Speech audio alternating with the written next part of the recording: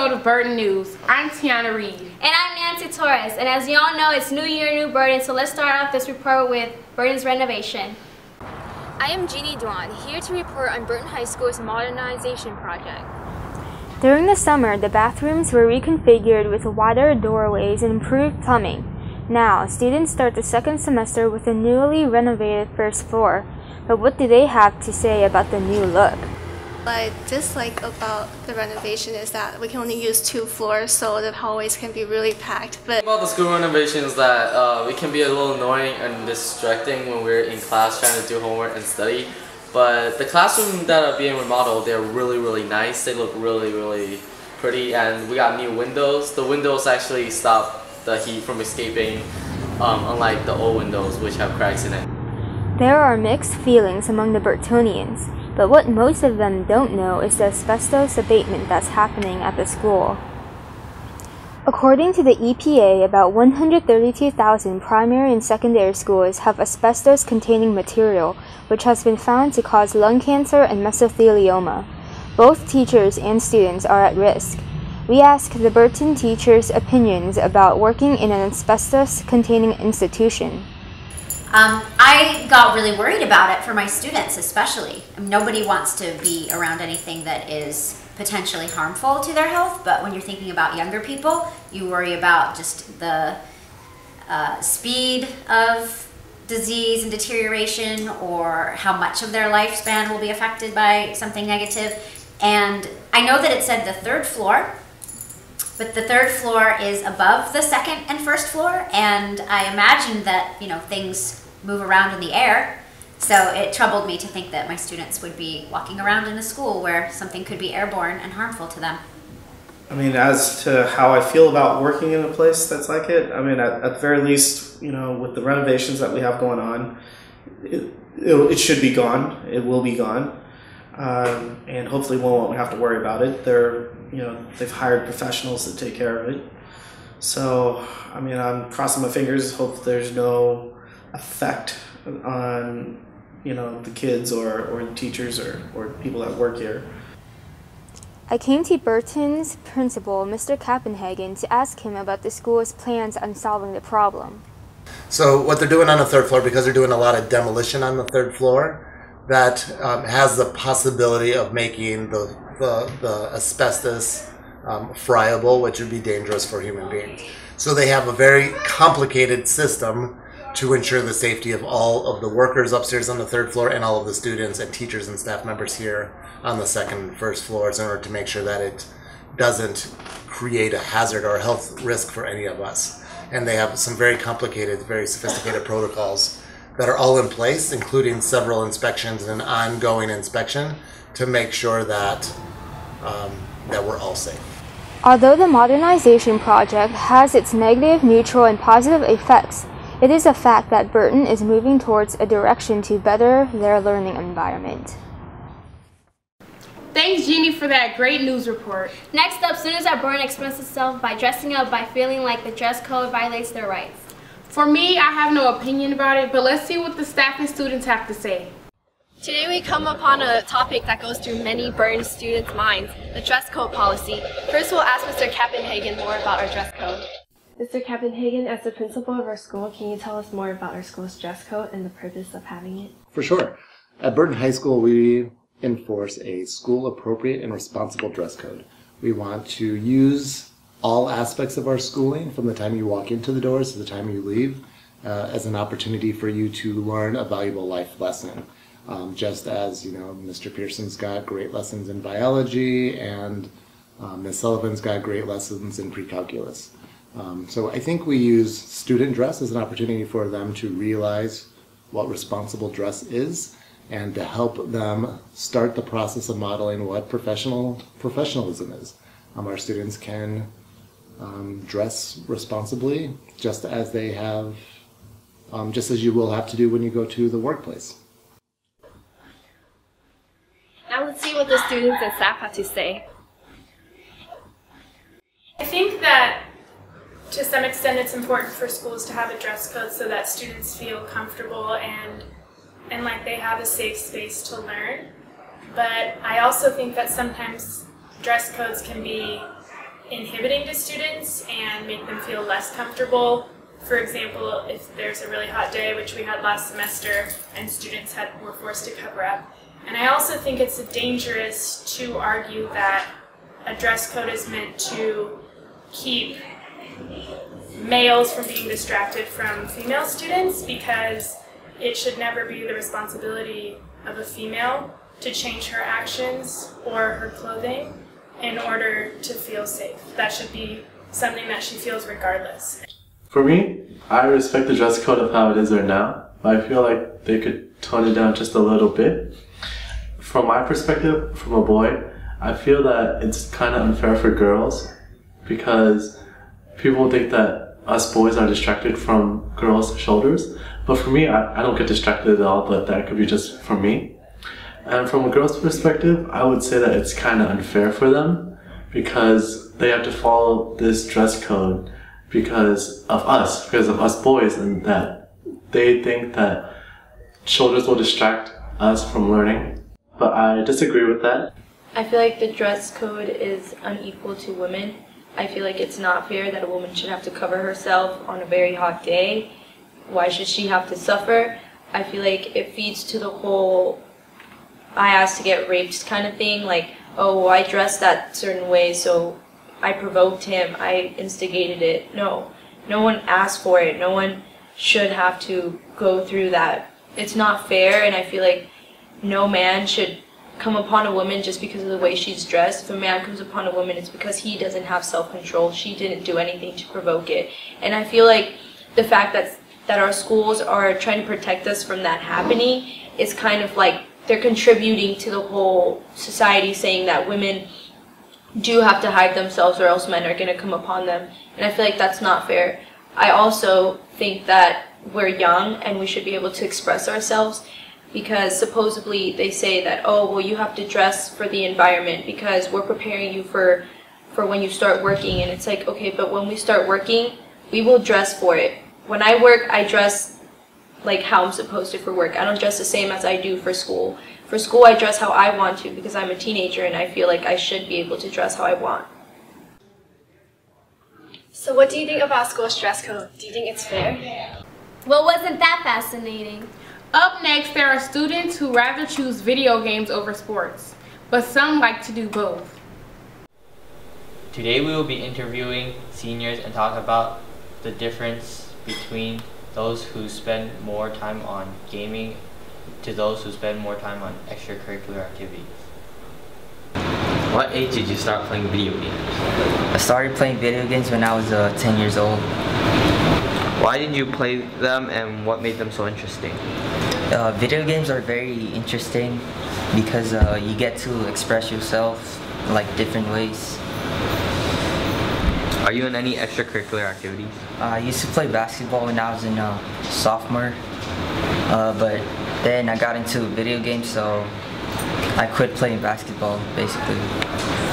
Why do you choose to play games over extracurricular activities? I choose to play video games over sports because video games doesn't really require like the physical stuff. Like in basketball, you have to be tall to be good enough. So what age did you guys start playing video games? So me and Andrew, we both started around 7th grade, and that age was around like 12 years old, right? Yeah, 12 years old. So why did you play them and what made them so interesting? My story is that my friend just gave me a game, and my brother set up like Xbox Live. Xbox Live is basically where you get to like play with people like online, and then it just started getting fun, you know, killing noobs. To me, it was my uncle introduced it to me. It was just like kind of another way to kill time or to kill people when you're angry.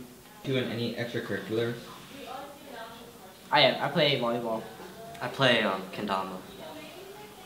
So do you choose to play games over extracurriculars? No, I choose sports over anything. To be honest, I usually just do schoolwork first, and schoolwork and homework. Then whatever time I have left, I play video games if I have the chance.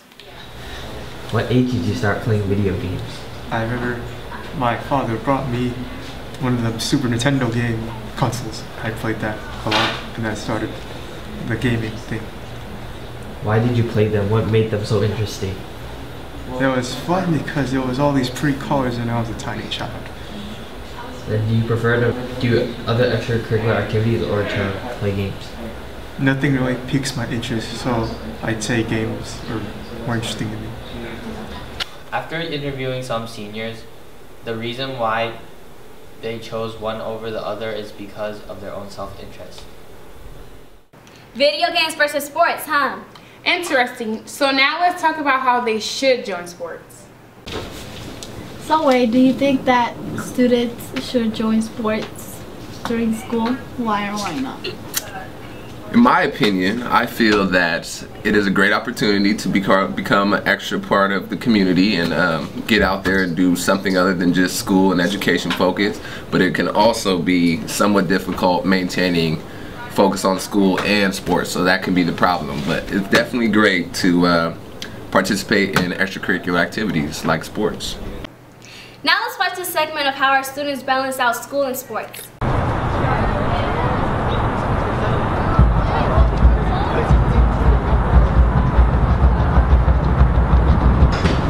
Hi, my name is Kevin. We're here at Burton High School today, and I'll be interviewing a couple of student athletes about how they balance out their schoolwork and being in a sport. Today we're here with a student athlete, Johnny Nguyen. How you doing today, man? I'm doing great. I was wondering, how do you cope with being in sport and getting your schoolwork done? Well, like my coaches always say, put your education before sports and always student before athlete. Right on, my man. Thank you for your time today. Now we're here with the Burton track star. My name is Gary Lee. How are you doing today, Gary Lee? I'm doing fine. How are you? I was wondering, what advice do you have to give to the students who are struggling in school but want to join a sport? Oh, well, first you gotta get your grades up and, you know, get everything in check. Make sure all your grades, past grades, whatever, you gotta get a 2.0, just join the sport. And then I joined Puma Academy, where you do homework after school. You do that, and well, after school, you just go practice, then go home, and like do your homework there. You know, no sleep, but you should get at least some sleep. Thank you for your time today, Gary Lee. All right, thank you. Hi, my name is Vincent. How are you doing today, Vincent? Doing pretty good. I was wondering, how do you balance out being at football and getting your schoolwork done? Well, once practice is over, you know, you don't have that much time, but you just gotta manage your time wisely. And here at Burton, we got a great staff, you know, the teachers really care about you. They ask you how you're doing. For example, Mr. Chow, you know, I was struggling in this class. He did a check-in with me, and you know, I just got all my work done. So, great people around you here at Burton. Thank you for your time today, Vincent Chung, my man. Thank you. What's up, guys? My name is Willie Sonatangalo. How are you doing today, Willie? I'm awesome, man. Feel good. And I was wondering, how do you balance out your schoolwork and being in the sport? Well, I balance out my schoolwork with Puma Academy. You know, they really helped me be successful in school. Helped me to, you know, be the student athlete I am right now. Great, Willie. Thank you for your time today, man. You're welcome. Hi, my name is Danny Donato. How are you doing today, Danny? I'm doing good. I was wondering, how do you balance out being at football and getting your schoolwork done? The way I balance my homework and sports is by going to Puma Academy. It's a program after school meant for like athletes, and what they do is they help you like with your homework, and it's a good program because they have people that help you get your grades up. Because before, my grades used to like not be that good, but after that my grades went up a lot. And yeah. That's great, Danny. Thank you for your time today. No problem. Thanks for watching. We hope you enjoyed the video. Back to you, Tiana and Nancy. Thank you, Adriel and Kevin, for that inspirational video. Alright, last up, there comes a lot of procrastination toward school, so let's check this segment out. Do you think you are falling a victim to senioritis? Yes, I am, because, well, the last few days, I skipped Monday and Tuesday because I have senioritis. So, I think I am a victim. Has senioritis affected anyone that you know? No, not anyone that I know. Do you think senioritis is contagious for other students? Yes, I do think it's contagious for other students because I know, I think from the past, I know a few friends that caught senioritis from influence of other friends. Do you think you are falling a victim to senioritis? Yes, I think I am falling a victim to senioritis. Has senioritis affected anyone you know? Yes, it is currently affecting more than half the seniors I know at the moment. Do you think you are falling a victim to senioritis? Yes, I do. I was a victim from senioritis since freshman year. It made me not go to school, not do my work, and just overall behavior in class was just terrible. Has senioritis affected anyone that you know? Yeah, 2 of my close friends, they used to always come to school with me, but then now they started skipping a lot more, and they never did any of their homework. They just stopped. Do you think senioritis is contagious for other students? Yes, I believe senioritis is contagious to other students. I think my friends, after they got senioritis, they started spreading it on to me, because now I started not to show up to school as much. But I'm getting better and back at it now. We're going to interview 2 students on how procrastination affects them. How often do you procrastinate? I procrastinate every day. What are the negative effects of procrastination? I would say that you just stall and have your homework pile up and then having to pull all-nighters. Does procrastination affect your sleep schedule? Procrastination doesn't really affect my sleep schedule because I don't usually have big homework assignments I keep on the last day. Do you know anyone that takes a day off because they did not complete their homework? Yes, I know a few. How is stress related to procrastination? Usually when the homework pile up, it becomes really stressful to do it on the last day because people usually don't know if they have enough time to complete their homework assignments. What are the negative effects of procrastination? For me, I think some negative effect of procrastination is it may lower your grade down a lot, and it causes you to don't want to study anymore since you're so lazy. How is stress related to procrastination? So basically, since when you're so lazy to do work because there's a lot of homework, right? You just feel like you don't want to do it anymore, and you're sick of it. You don't want to do it. Wow, it's getting closer to graduation, huh, Nancy? Yes, it's been a great year at Burton, and I'm ready to graduate. Anyways, this has been a great Burton News. Thanks for watching Burton News. I'm Tiana Reed. And I'm Nancy Torres. Till next time.